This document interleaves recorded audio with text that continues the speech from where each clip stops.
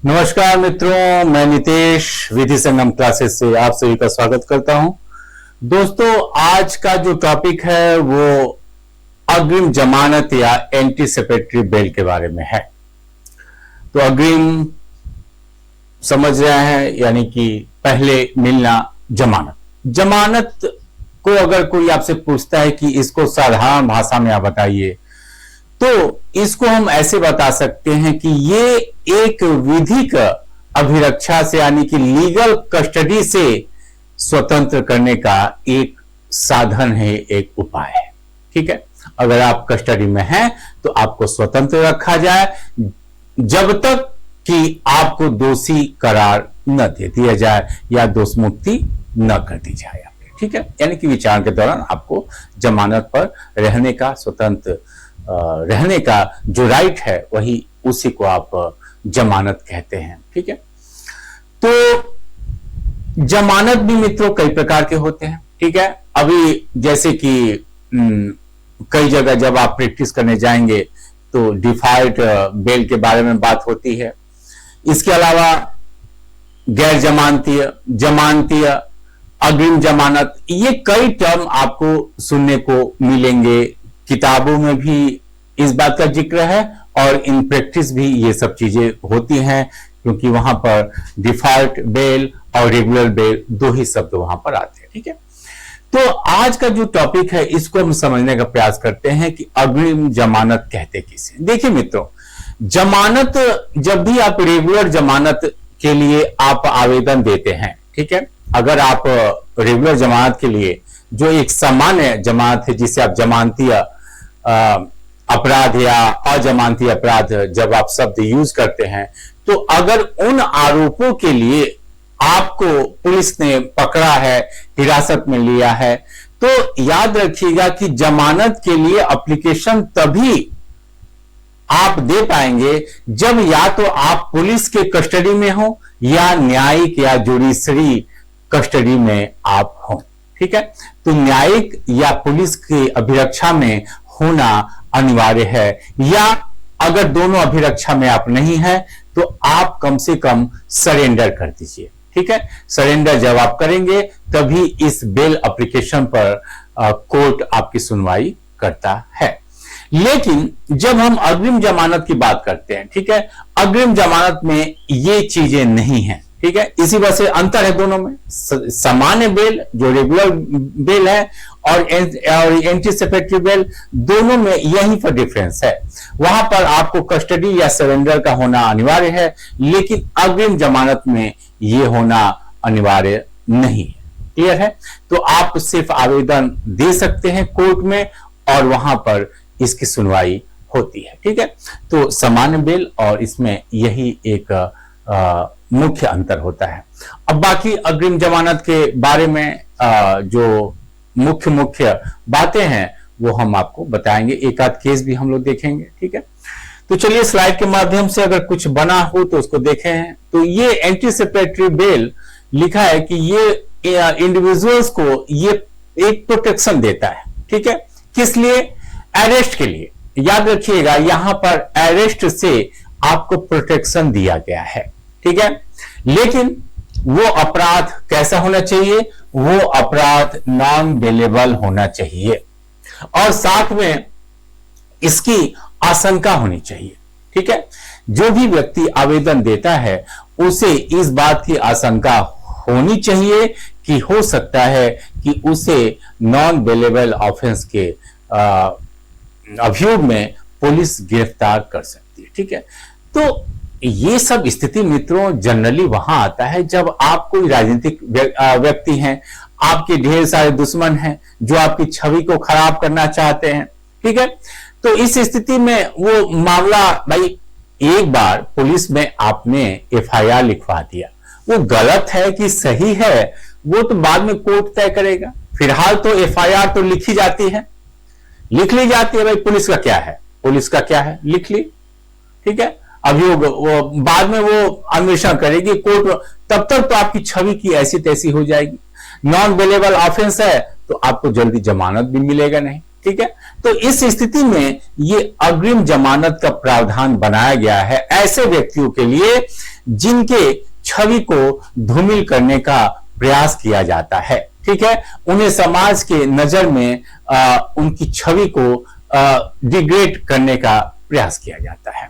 तो इस वजह से ये नॉन बेलेबल ऑफेंस के संदर्भ में अगर आपको आशंका है कि इस ऑफेंस के लिए हमारी गिरफ्तारी हो सकती है, तो उसके लिए वो एक एप्लीकेशन दे सकता है, ठीक है। और ये जो प्रावधान है, ये जो सीआरपीसी आपकी है, इसकी जो धारा है ये 438, ठीक है, इसके अंतर्गत इसका प्रावधान किया गया है। और अब चूंकि नया अधिनियम लागू हो गया है 2023 का, तो इसकी जो धारा है वो 482 इसके लिए प्रावधान करती है, ठीक है।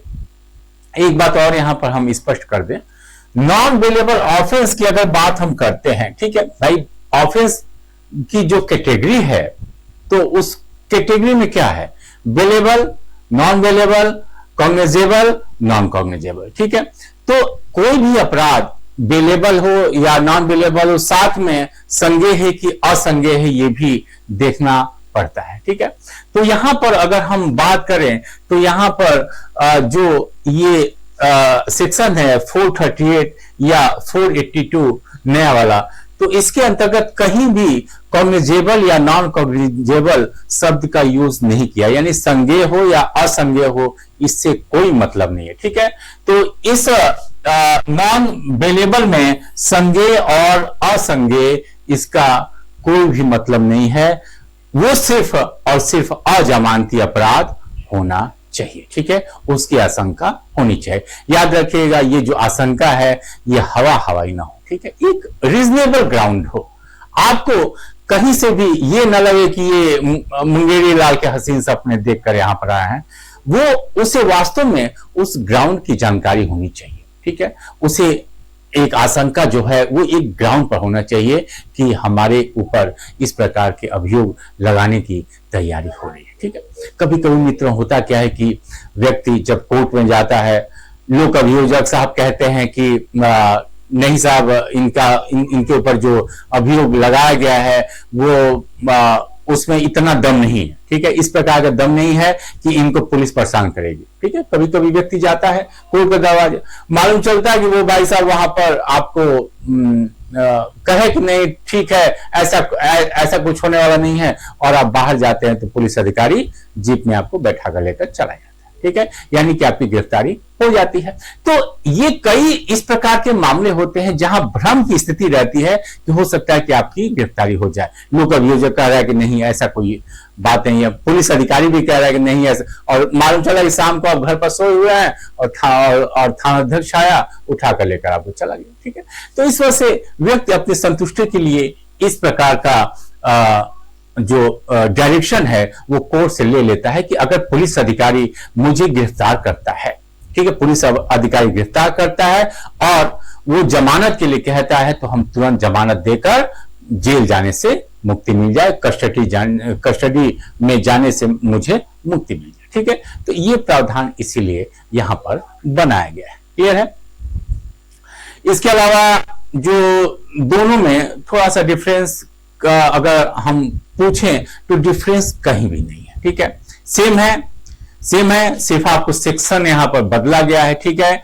जुरिडिक्शन हाई कोर्ट और कोर्ट ऑफ सेशन दोनों को है, ठीक है, कोर्ट ऑफ सेशन को भी जुरिडिक्शन है और हाई कोर्ट को भी यहां पर जुरिडिक्शन दिया गया है, क्लियर है। तो यहां पर एक प्रश्न हो सकता है कि सर क्या हम डायरेक्ट हाई कोर्ट जा सकते हैं या कोर्ट ऑफ सेशन? तो यहां पर जो व्यक्ति है जो कि अग्रिम जमानत चाहता है, ये उसकी इच्छा के ऊपर छोड़ दिया गया, ठीक है। तमाम हाई कोर्ट में कई बार मामले उठे कि नहीं, व्यक्ति को पहले कोर्ट ऑफ सेशन जाना चाहिए, उसके बाद हाई कोर्ट जाना चाहिए। तो ऐसा कोई जरूरी नहीं भाई। हो सकता है कि आप कोर्ट ऑफ सेशन में आप आवेदन देने वाले हो, वहां की पूरी पुलिस आपके विरुद्ध हो, पूरा प्रशासन आपके विरुद्ध हो और आपकी गिरफ्तारी कहीं भी वो कर सकता हो, तो इस स्थिति में अपना जिला आदमी छोड़ दे और जाकर हाई कोर्ट का दरवाजा ले तो ज्यादा बेहतर रहेगा, ठीक है।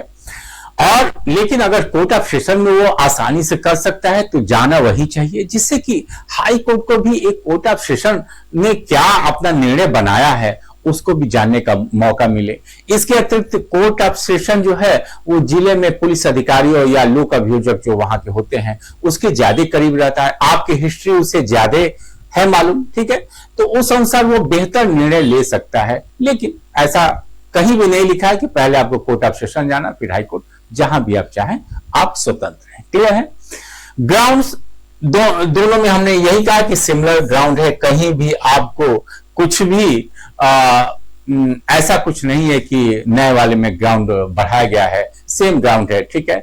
बस आपको क्या होना चाहिए, आपको सिर्फ आशंका होना चाहिए अरेस्ट का, ठीक है। बस यही एक सबसे मेन ग्राउंड है कि आपको आशंका होना चाहिए, वो आशंका रीजनेबल ग्राउंड पर होना चाहिए, ठीक है मित्रों। तो ये सब आपके लिए इंपॉर्टेंट है। जो सीआरपीसी की पुरानी वाली धारा हमने पहले क्या क्राइटेरिया दोनों सेम है, ठीक है।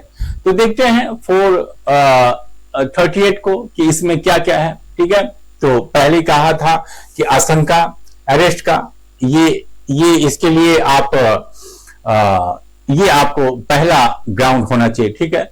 दूसरा, ए पर्सन में अप्लाई टू हाई कोर्ट, मतलब दोनों में आप कहीं भी ऐसा अप्लाई कर सकते हैं, ठीक है। कोर्ट चाहे तो आपको कंडीशन इसमें रख सकता है, ठीक है। कंडीशन क्या रहेगा कि इंट्रोगेशन के लिए जब भी पुलिस अधिकारी आपको बुलाएगा आप उसके पास आएंगे, यानी कि आप अन्वेषण में सहायता करेंगे, ठीक है। पुलिस अधिकारी जब आपको बुलाएगा परिप्रश्नों के लिए तो आप जाएंगे, कोई भी दिक्कत नहीं है। नो लिविंग इंडिया, यानी कि आप बिना परमिशन के, बिना कोर्ट के परमिशन के आप इंडिया छोड़ेंगे नहीं, ठीक है। तो ये सब तमाम कंडीशन कोर्ट लगाता है कि व्यक्ति विचार में या उसके विरुद्ध जो भी अन्वेषण हो रहा है उसमें वो सहायता करे, ठीक है। न्याय अगर उसे चाहिए तो न्याय में आपको सहायता भी करना पड़ेगा ताकि न्यायपालिका बेहतर तरीके से कार्य कर सके, ठीक है। इसके अलावा आप किसी भी विटनेसेस को इन्फ्लुएंस में नहीं लेंगे, यानी कि उसे प्रभावित नहीं करेंगे। ऐसा है कि आप अग्रिम जमानत आपको मिल गया और फिर आप जाकर बाहर लोगों को हड़का रहे हैं, ठीक है। तो तमाम तरह की बातें जमानत में भी होता है, तो इन सब बातों का कोर्ट ध्यान में रखता है कि ये व्यक्ति बाहर जाएगा तो क्या एक सभ्य आदमी की तरह रहेगा या फिर वही लोगों को डराना धमकाना या उसी प्रकार के अपराध फिर से तो नहीं करेगा। तो तमाम बातें इसमें आपको कोर्ट इन ग्राउंड को देखता है, ठीक है। कंडीशन इम्पोज्ड बाय कोर्ट, हमने पहले ही कहा था कि कोर्ट ये जो कंडीशन है वो क्या करेगा, आप पर लाद सकता है अग्रिम जमानत देते समय, ठीक है। तो ये सब पॉइंट आपके दिमाग में होना चाहिए। इसके अलावा फैक्टर कंसीडर्ड बाय कोर्ट, ठीक है। इसके अलावा अग्रिम जमानत देने से पहले कोर्ट कुछ फैक्ट को भी देखेगा। भाई मान लीजिए जी, अगर किसी भी आदमी, भाई इसमें तो सिर्फ आशंका है ना कि हमको झूठे आरोप में फंसाया जा सकता है। मालूम चले कि जो भाई साहब आए हैं उन पर पहले से ही कई गंभीर अपराध का आरोप लगाया जा चुका है, कई मुकदमे चल रहे हैं, ठीक है। तो अगर इस प्रकार का कोई भी कार्य है, गंभीरता को कोर्ट देखेगी कि क्या ये जो व्यक्ति आया है ये वास्तव में सही व्यक्ति है या वही है, इसको बस कोर्ट को परेशान करने की आदत है, ठीक है। तो नेचर भी दिखेगा कि उसका नेचर क्या है, क्योंकि नए वाले एक्ट में या फिर पुराना जो सीआरपीसी था उसमें कई प्रकार के जो अपराध हैं, ठीक है, उसके नेचर को देखते हुए या अपने यूपी में भी कई अपराधों के लिए उसके नेचर को देखते हुए एंटीसिपेटरी बेल देने से कोर्ट इनकार कर देता है, ठीक है।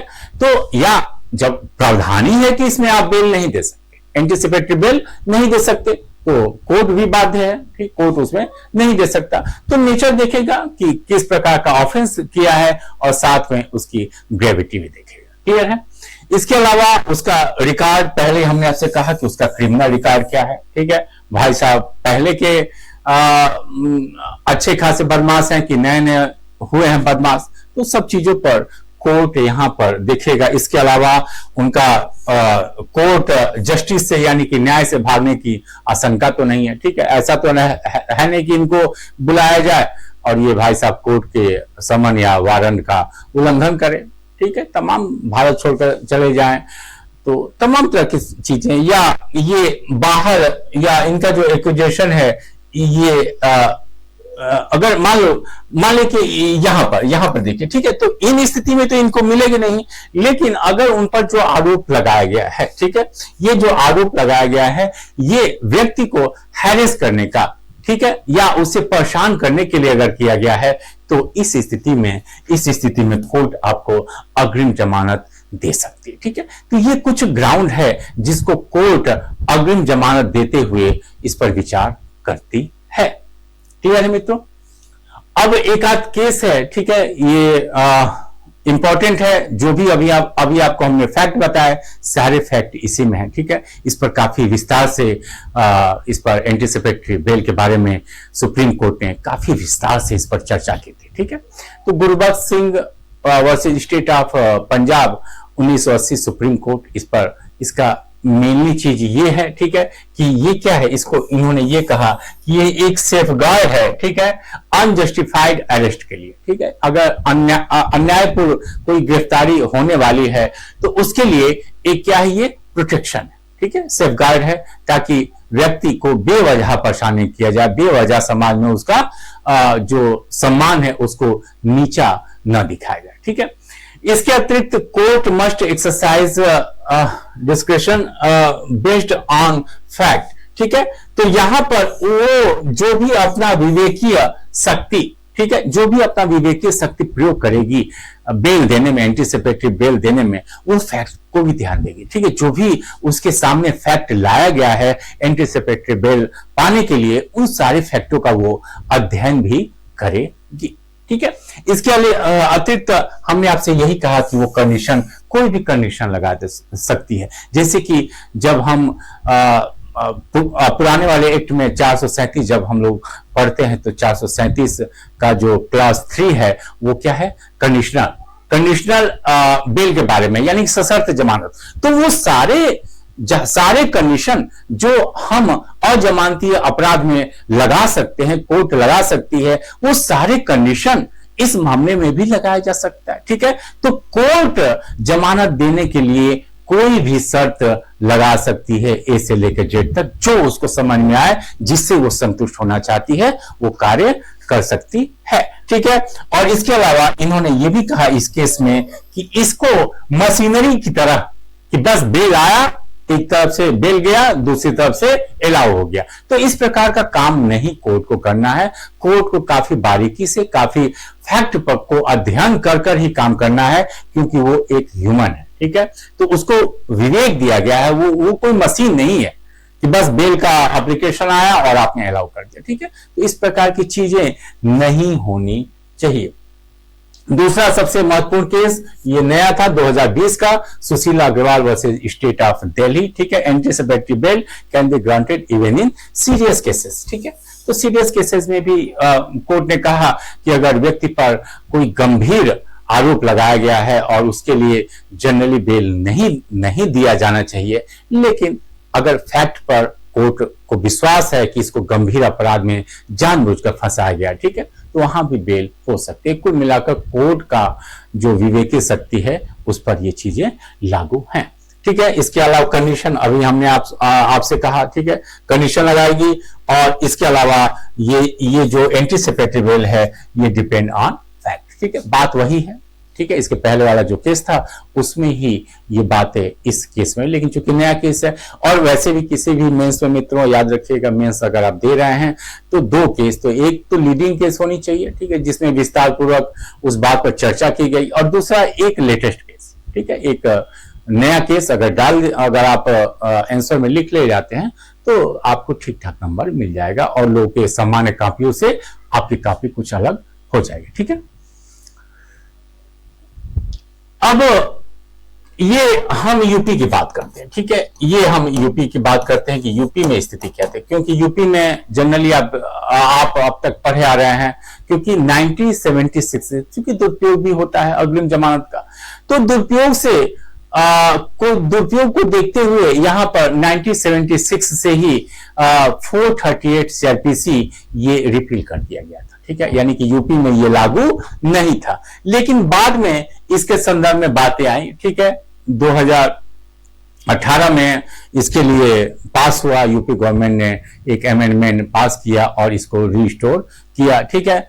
फिर 2019 में ये लॉ आया, यानी कि इसमें कुछ अपराधों को छोड़कर एंटीसिपेटरी बेल को यहां पर लागू किया गया। लेकिन इसमें कंडीशन स्पष्ट रूप से, कंडीशन वही है ऐसा नहीं, लेकिन अब लिख दिया गया, नया यूपी का अपना था, ठीक है।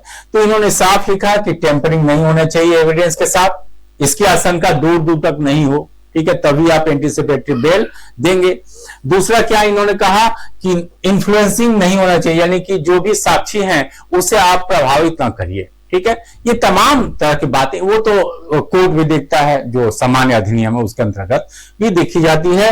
और इसके अलावा आप कॉपरेशन करेंगे किसमें, इन्वेस्टिगेशन में, ठीक है, उसको आप कोऑपरेट करेंगे। पुलिस अधिकारी जब जब बुलाए आपको इंट्रोगेशन के लिए, आप उसके समक्ष हाजिर हो जाइए, ठीक है। तो यूपी में था। और बाकी जो जब ये नया अधिनियम बना, साक्ष्य भारतीय नागरिक साक्ष्य अधिनियम, तो फिर अब चूंकि सीआरपीसी का वो था तो अब सीआरपीसी हट गया, तो फिर से इनको एक नया अमेंडमेंट लाना पड़ा, ठीक है, भारतीय नागरिक सुरक्षा संहिता यूपी अमेंडमेंट ऑर्डिनेंस, ठीक है, ये आया, अध्यादेश 2024 आया। और इसमें कुछ अपराधों के बारे में उन्होंने स्पष्ट रूप से रिस्ट्रिक्शन लगा दिया कि इस बेल को देते वक्त आप सावधानी रखें, यानी कि जनरली आप इसको नहीं ही दें, ठीक है। तो इसमें क्या क्या था, इसमें rape, gang rape specially of minor, तो इसके लिए भारतीय नागरिक सुरक्षा अधिनियम में भी मना कर दिया गया, ठीक है, उसमें भी मना कर दिया गया है कि आप ऐसा कोई कार्य नहीं करेंगे, ठीक है। दूसरा स्पेशली इन माइनर, जैसे कि मान लो कि अगर ये रेप की घटना होती है, ठीक है, तो रेप की घटना में अगर वो जो बालिका है उसकी एज 12 साल है, 12 साल के नीचे तक की अगर वो लड़की है, तो उस स्थिति में आप उस स्थिति में आप इस प्रकार की जमानत नहीं देंगे, ठीक है। इसी तरह गैंग रेप, ठीक है, गैंग रेप में भी अगर 18 वर्ष से नीचे की कोई स्त्री है और उसके साथ गैंग रेप होता है, तो उस अवस्था में भी एंटीसिपेटरी बेल नहीं मिलेगा, क्लियर है। टास्को, ये भी जो बच्चों से संबंधित जो लैंगिक अपराध होते हैं, वहां भी आपको ये सामान्य तौर पर या इससे कोर्ट इनकार कर देंगे, ठीक है, एंटीसिपेटरी बेल आपको नहीं मिलेगा। इसके अलावा अनलॉफुल एक्टिविटीज, उसमें भी आपको बेल मिलने वाला नहीं है। एनडीपीएस, ठीक है, इसमें भी आपको बेल नहीं मिलेगी, अग्रिम जमानत।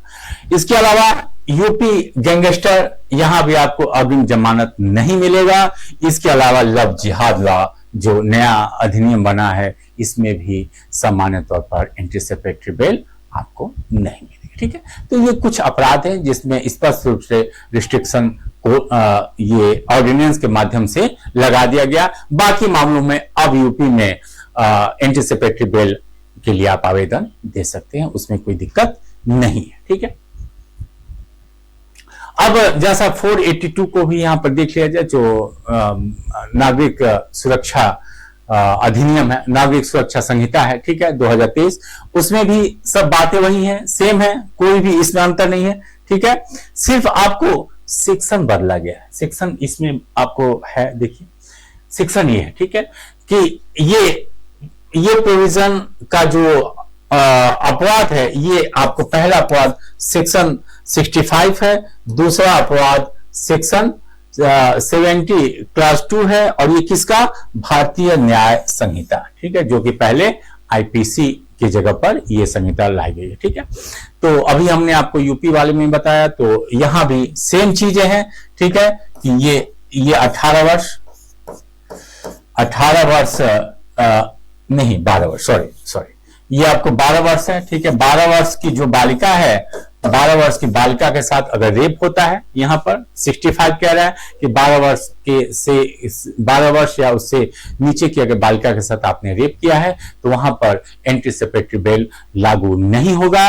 दूसरा, ये गैंग रेप का केस है तो इसमें एज जो है वो 18 वर्ष, ठीक है, यानी 18 वर्ष से नीचे की अगर किसी 18 वर्ष या उससे नीचे की अगर किसी स्त्री के साथ आप गैंग रेप करते हैं, ठीक है, सामूहिक रेप करते हैं, सामान्य आशय से अगर रेप आप करते हैं, कॉमन इंटेंशन से रेप करते हैं, तो उस अवस्था में भी आपको एंटीसिपेटरी बेल न्यायवाली अधिनियम में मिलने वाला नहीं है, ठीक है।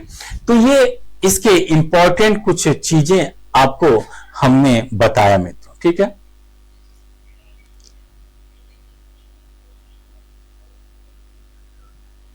अब देखिए इसमें एक आध बातें हम आपको बता ले, ये अब जैसे कि ये जो पुराना वाला अधिनियम है सेक्शन 438, ठीक है, तो इसमें एक प्रोविजन था जो कि नए वाले अधिनियम में हटा दिया गया, ठीक है। यानी कि जो 438 था तो एक इसमें प्रोवाइजो दिया गया था।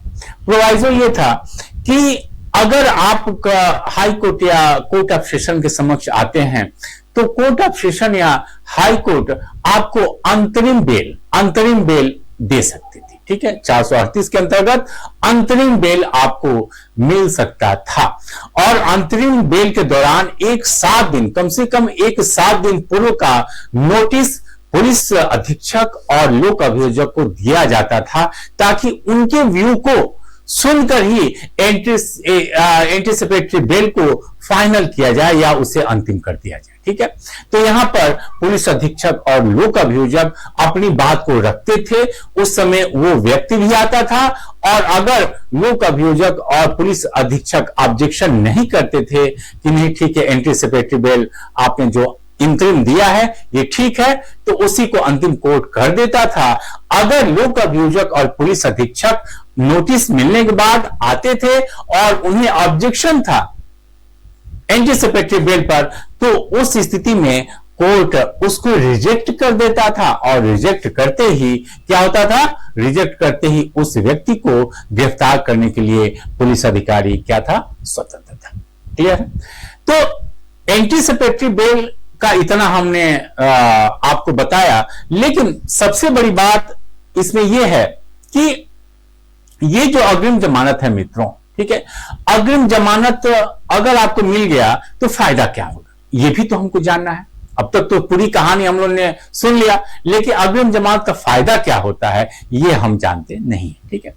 अग्रिम जमानत का एक ही फायदा होता है कि अगर भाई सामान्य तौर पर अगर हम आपसे कहें कि आपको अजमानती या नॉन बेलेबल ऑफेंस में पुलिस अगर गिरफ्तार करती है तो आप यही कहेंगे कि साहब जल्दी जमानत नहीं मिलता, जेल की हवा तो खानी ही पड़ेगी, ठीक है। सेशन कोर्ट से नहीं मिलेगा तो हाई कोर्ट जाइए, हाई कोर्ट से नहीं मिलेगा तो सुप्रीम कोर्ट तक दौड़ते रहिए, टहलते रहिए। तो इस स्थिति में आपको जेल की सजा तो मिलेगी, 1 दिन 2 दिन 10 दिन जितना चाहे उतना तो आपको रहना ही पड़ेगा। बड़े बड़े लोग रहते हैं अजमानती अपराध में। लेकिन अगर आपने एंटीसिपेटरी बेल ले लिया तो एक फायदा जरूर रहेगा कि जो ही पुलिस आपके पास पहुंचती है और आप अगर एंटीसिपेटरी बेल का डायरेक्शन आपको मिल गया है तो पुलिस बाध्य होगी आपसे यह कहने के लिए कि आप जमानत हम आपसे जमाना चाहते हैं, यानी कि आपको वो गिरफ्तार नहीं करना चाहती है बल्कि सिर्फ वो बेल चाहती है। तो अगर आप बेल देने को तैयार हैं तो पुलिस फिर आपको गिरफ्तार नहीं करेगी, ठीक है। दूसरी बात कि हो सकता है कि एंटीसिपेटरी बेल के दौरान इसको जब इस एप्लीकेशन पर कोर्ट निर्णय देता है और जब डायरेक्शन देता है तो डायरेक्शन में ही हाई कोर्ट या कोर्ट ऑफ सेशन ऐसा लिख सकता है कि इतने का बॉन्ड भरवाया जाए या इनसे इतने सिक्योरिटीज या इतने जमानतदार ये जब दें तभी इन्हें बेल पर छोड़ा जाए, ठीक है। तो पुलिस अधिकारी आपको तुरंत छोड़ सकता है, आपको गिरफ्तार कर वो थाने लाएगा नहीं। दूसरी बात कि मान लीजिए मामला किसी ने कोर्ट में डाल दिया है, कोर्ट में डाल दिया, भाई दोनों तरफ से होता है, FIR भी हो सकता है, साथ में कंप्लेंट भी हो सकता है। तो अगर कंप्लेनेंट के रूप में कोई व्यक्ति चला गया है तो उस स्थिति में कोर्ट अगर अजमानती अपराध का वारंट यानी ये उसका अरेस्ट वारंट निकालने वाली है, तो जब ये डायरेक्शन मिल जाता है तो उसके बाद जो कोर्ट है जो कि नॉन बेलेबल ऑफेंस के लिए आपको गिरफ्तारी वारंट निकालने वाली है, वो अब बेलेबल ऑफेंस का गिरफ्तारी वारंट निकालेगी। ठीक है, कहने का अर्थ कि वो पुलिस अधिकारी बेलेबल और साथ में कोर्ट भी बेलेबल अरेस्ट के लिए मानने के लिए बाध्य हो जाएंगे। ठीक है, तो ये आपको फायदा रहेगा कि आपको घसीट कर जेल जाने की आवश्यकता नहीं है, बेल आप दे दीजिए, काम खत्म। ठीक है, तो ये अग्रिम जमानत का यही फायदा होता है और इसीलिए लोग इसको पाने के लिए प्रयास करते हैं कि कम से कम समाज में हमारी छवि बनी रहे। ठीक है, हम घर पर सुरक्षित रहें, बाकी मुकदमा चलता रहेगा। एक और यहां पर प्रश्न आ सकता है कि आप पूछ सकते हैं कि सर ये अग्रिम जमानत कब तक ये रहेगा। ठीक है, तो देखिए कोई भी बेल, चाहे वो कोई भी बेल, चाहे वो अग्रिम बेल हो, जमानती या अजमानती बेल, कोई भी बेल होती है, कुल मिलाकर जमानत अगर आपको मिल गया है तो विचारण, ठीक है, ड्यूरिंग ट्रायल वो मान्य होता है। ठीक है, जब तक ट्रायल चल रहा है तब तक आप जमानत पर बाहर रह सकते हैं, लेकिन याद रखिएगा अगर आपने कोर्ट के शर्तों का उल्लंघन किया है, ठीक है, कोर्ट के शर्तों का उल्लंघन किया है, आप कोर्ट के न्याय प्रक्रिया में सहयोग नहीं कर रहे हैं, तो जमानत को कोर्ट कैंसिल भी कर सकता है कभी भी। ठीक है, और जो ही कैंसिल होगा आप गिरफ्तारी के अधीन हो जाएंगे, पुलिस आपको गिरफ्तार कर सकते। ठीक है, तो ये विचारण तक या कोर्ट के कैंसिलेशन तक ये प्रावधान आपके लिए बना रहेगा। ठीक है, तो ये है मित्रों अग्रिम जमानत के बारे में कुछ महत्वपूर्ण बातें आपको हमने बताया जो कि आपके लिए उपयोगी साबित हो सकते हैं। ठीक है, फिर नेक्स्ट क्लास में एक नए टॉपिक के साथ फिर आपके सामने उपस्थित होऊंगा। तब तक के लिए मुझे आज्ञा दें। बहुत बहुत धन्यवाद।